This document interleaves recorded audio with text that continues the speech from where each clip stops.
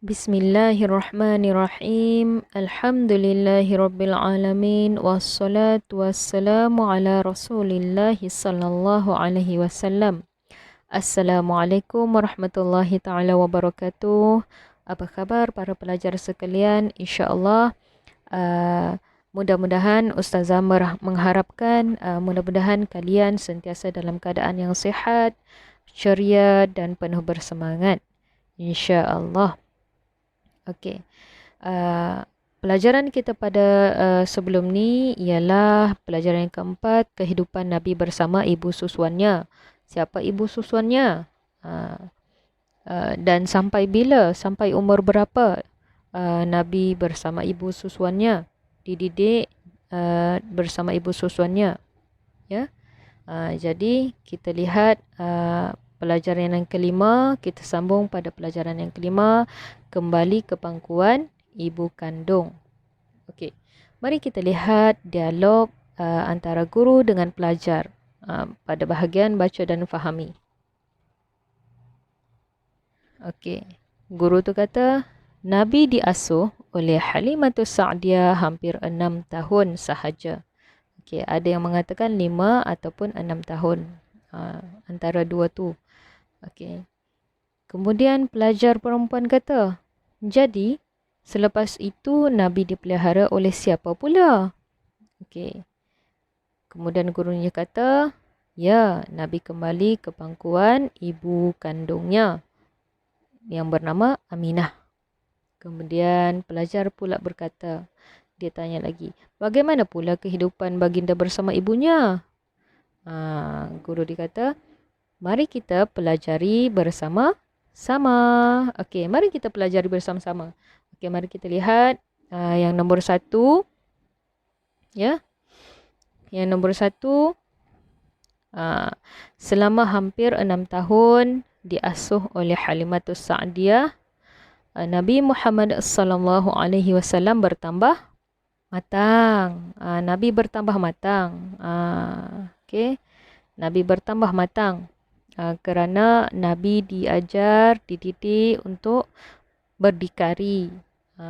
Diajar cara menguruskan diri sendiri. Kemudian Nabi sejak kecil lagi tidak pernah menyusahkan orang lain. Nabi suka bekerja sendiri. Nabi suka menguruskan dirinya sendiri. Okey. Jadi baginda pun sudah tahu membuat kerja-kerja, pandai mengurus diri sendiri dan pandai menjaga hubungan baik dengan orang lain. Terus mari kita lihat yang nombor 2. Halimatus Sa'diyah bersama suaminya yang bernama Harith sangat sayang kepada Nabi Muhammad sallallahu alaihi wasallam.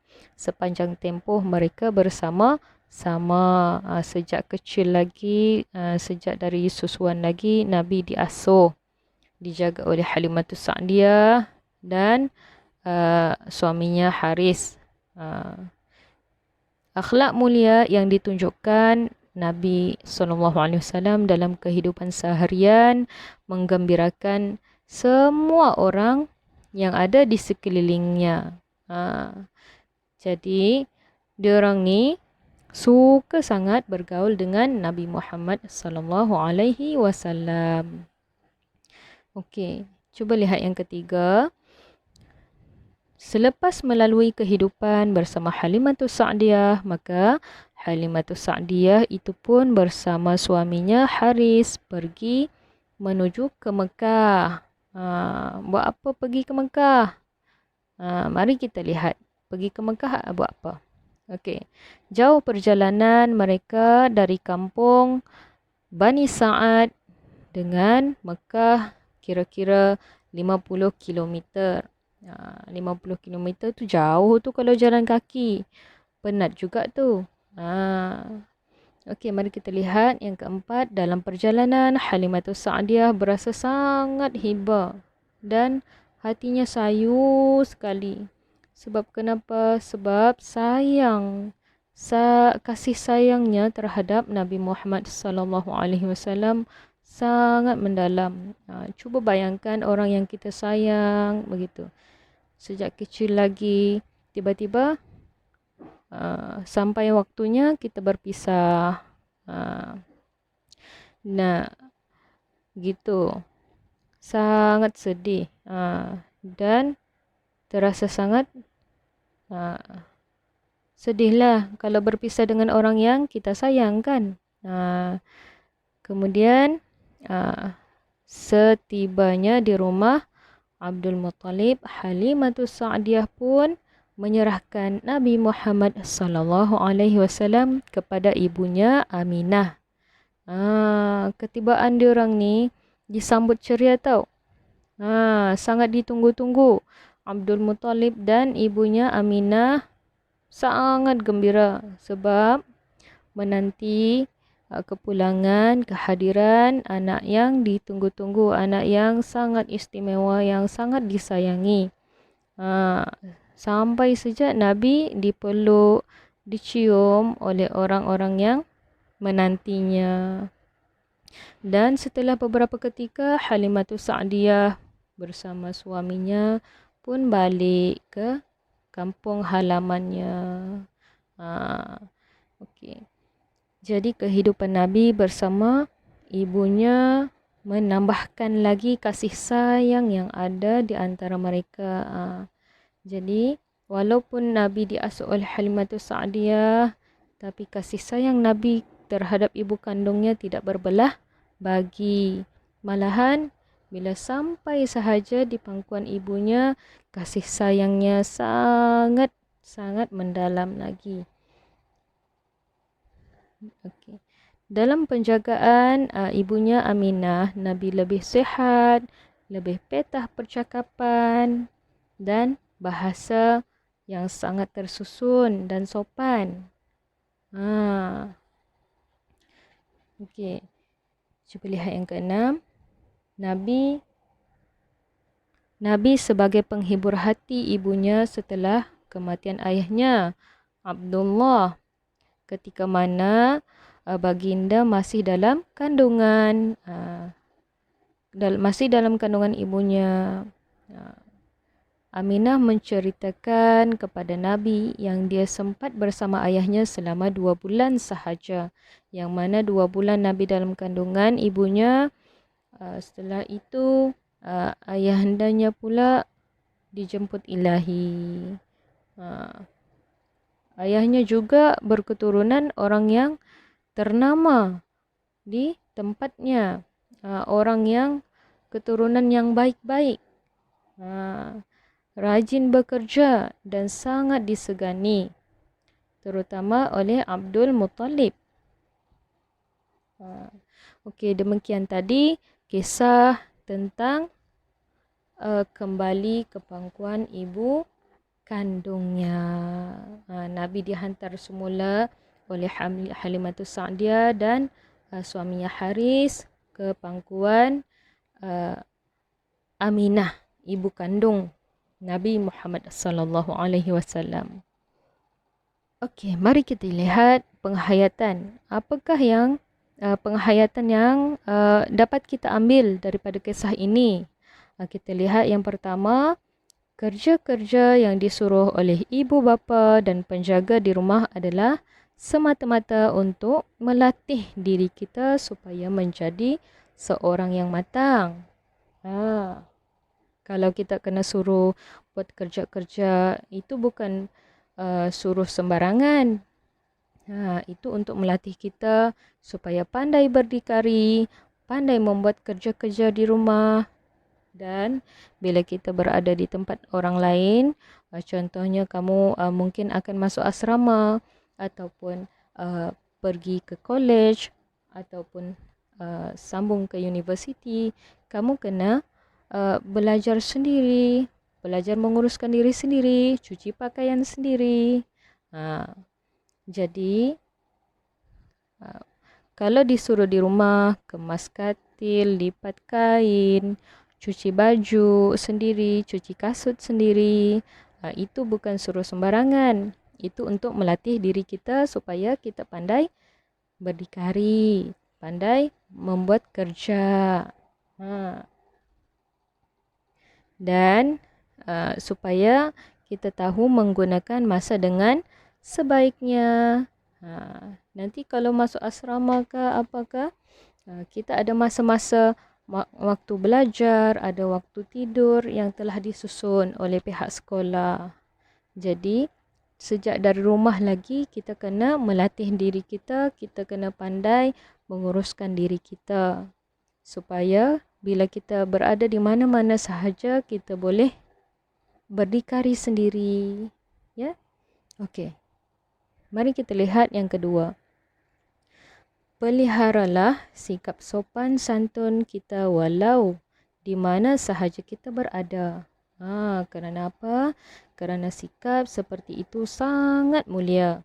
Ya, Allah sayang siapa yang ada sikap begitu dan mendapat pahala dari Allah Subhanahu wa taala. Ya. Okey, yang ketiga, mari kita lihat jika kita merupakan seorang yang baik, maka semua orang akan suka dan berasa senang, berasa sayang, terutamanya keluarga dan jiran yang terdekat. Ya, kalau kita baik dengan orang, orang pun akan baik dengan kita. Ya, okey. Okey, yang keempat, orang yang dikasihi tidak akan selama-lamanya bersama dengan kita. Kena ingat.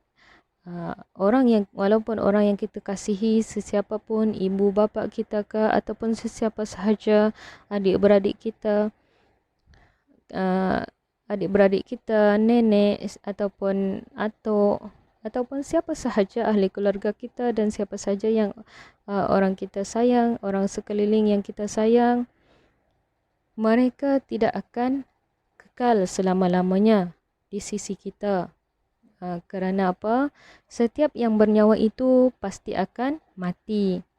Kerana tempat yang kekal selamanya adalah di akhirat nanti.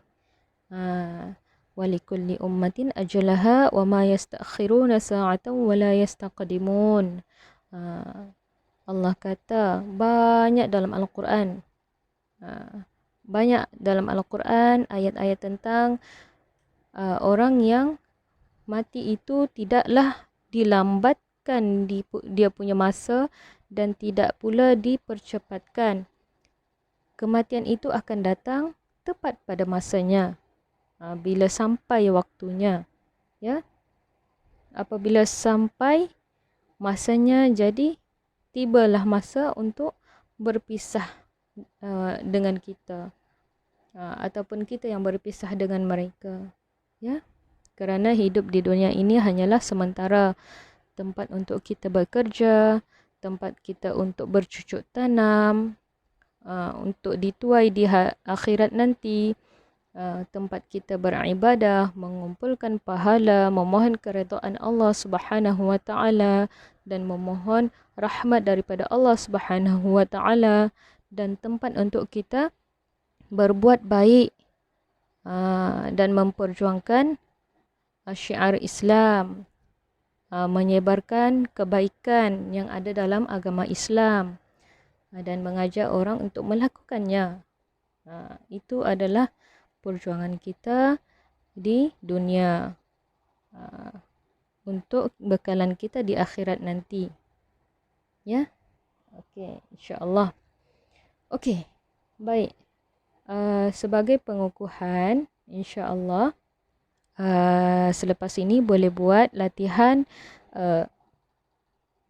satu untuk pengukuhan, latihan kedua dan latihan ketiga.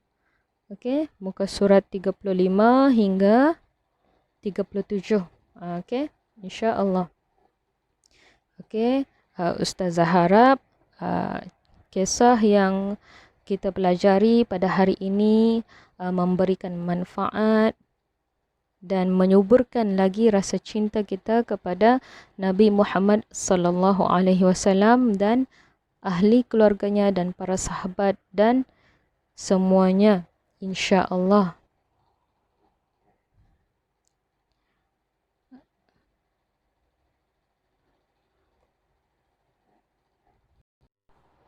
Baik, sekian sahaja pelajaran kita pada hari ini. Semoga apa yang baik itu datangnya daripada Allah Subhanahu Wa Taala, dan yang kekurangan itu datang dari diri ustazah sendiri. Uh, Assalamualaikum warahmatullahi wabarakatuh.